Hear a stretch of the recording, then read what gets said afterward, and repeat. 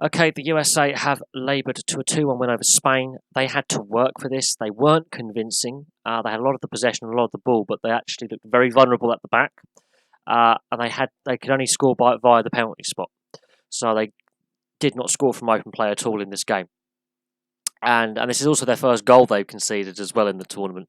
And it came from sloppy defensive play. But let's have a look at the match in a brief overview, because there's not actually many controversial moments. In fact, it wasn't the worst game I've seen. It was a possession game by the US. The Spanish were on the counter attack. The Spanish also threw in some physical challenges. That threw the US off their game. The Spanish were very well organised. Did not give up, and they had a high press, and it showed, because the US defence hasn't really been forced to do a lot of defending in this tournament, and having a high press against them, they were very sloppy. Maybe, overconfident in themselves at the back. But let's have a look at the goal, shall we? Rapinoe scores the penalty. It is a correct decision. There is a foul in the box. There is no disputing. There's no need for VAR, which is nice to see a referee going with their instinct. It is a correct decision. They don't have to look at a review of the penalty decision. It is a correct decision. The referee's gone with confidence and said that is a penalty, and it is the correct decision. Rapinoe sends the goalkeeper, Panoff, the wrong way, and Panoff had a very, very good game. Sends it the wrong way, and that's on 6 minutes. 6 minutes. However, the lead only lasts for 3 minutes before the US are guilty of some really bizarre play at the back, unnecessarily casual play at the back, and Hermoso, is there. Garcia pinches the ball off the US defender, who really is being sloppy. The goalkeeper's to blame as well, with an unnecessary short goal kick. Just put it up the other end of the field. You're 1-0 up. Make the Spanish come at you. You don't have to play it out from the back. And Hermoso, that is a very, very good finish. The goalkeeper's in no man's land. And it's 1-1. And the US look completely bemused and stunned. They don't know what to make of this. They were being casual and arrogant in a sense with their play from the back. And this is not the first time they would be caught out at the back in this game. There were several instances in the first half and the second half where their casual, sloppy play, losing the player, not marking correctly, were exposed. And this will give hope to the French in the quarter-final, that if you have a high press and pressurise this back four, this US back four doesn't actually look very comfortable when you press them and put them under pressure. And they were exposed. And Hermoso, that was a very, very good finish. It's only the Spaniards' second goal from open play. So the Spanish have had issues scoring. But when they're gifted an opportunity like that, you've got to take it, and they did. After that, it is wave after wave after wave of US pressure, but their shooting percentages today were much lower than they have been throughout the tournament. They were having to shoot from distance a lot of the time. They were taking the wrong decision with the final ball, and they were in a game. And the Spanish did look threatening on the counter attack. If they were running at the US defence, the US defence didn't look solid. It's their weakness, I think, is that back line, because it's not been tested enough. And today it was tested, and there are some serious flaws in that defensive line. The second half, the Spanish actually showed more attacking intent and had more opportunities. And the US, it was a more open second half. The VAR check for the penalty, I do not understand why it was necessary. It is the correct decision by the referee. It's a soft penalty, yes. There's very minimal contact, but in the modern game, that is a penalty. The VAR check wastes 3 minutes. 3 minutes is wasted on a VAR check, which was unnecessary. It confirmed the referee's decision. I don't understand why VAR was necessary in this case. It's backed up what the referee has done.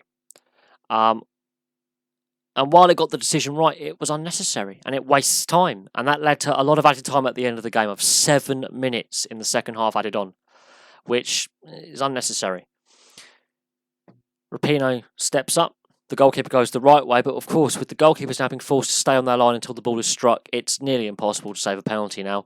And the goal is scored. Only the second time in Women's World Cup history that 2 goals have been scored from the penalty spot in the same game by the same player. The Spanish did it in the group stage with Hermoso. Rapinoe is the second women's player to do so in a World Cup match for women. But it is Kind of interesting to note that the US got their only 2 goals from the penalty spot. They were not accurate enough with their shooting.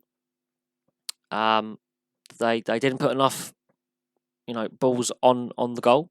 In the sense they didn't put enough crosses in, and when they did put crosses in, there were so many Spanish defenders back working their socks off to make sure there wasn't an easy opportunity for an American player in that box to get a rebound or to get that second opportunity. They were throwing tackles in that in the men's game you'll be wincing, going, that's going to be a penalty, that's going to be a decision given there.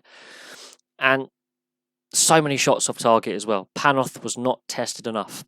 And while they've got the win, I could feel the second penalty is a soft decision, and we've seen them not given because the player's gone down too easily, and that is a debating point. But technically, by the letter of the law, it is a penalty. They weren't accurate with their shooting today. The fact that both their goals come from the penalty spot tells you all you need to know about the shooting accuracy of the US team today. Rapinoe was the most accurate player with her shooting. 3 out of her 6 shots were on target and 2 of them were penalties. That tells you all you need to know about that forward line today. The Spanish defence were keeping them at bay. They were keeping them at distance. There was a lot of wild shooting. There wasn't enough accurate thinking. They were trying to score the magic goal all the time, the perfect goal. They were trying to score with the perfect shot. They need to be more accurate against the French. The French will be really motivated after their win last night against Brazil.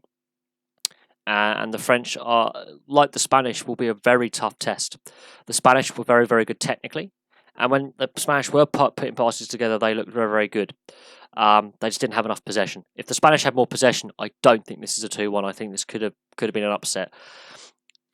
The Spanish team are developing. And in 4 years' time, I expect them to go further into the tournament. 2 years at the Euros, I expect them to go better than they did before. They are a developing team. They have, done better than they've ever done at World Cup. They will get better. The Americans, while they are the world's best team, they struggled today. They laboured against an organised, hard-working defence that was difficult to break down, and also a defence that also pressed high.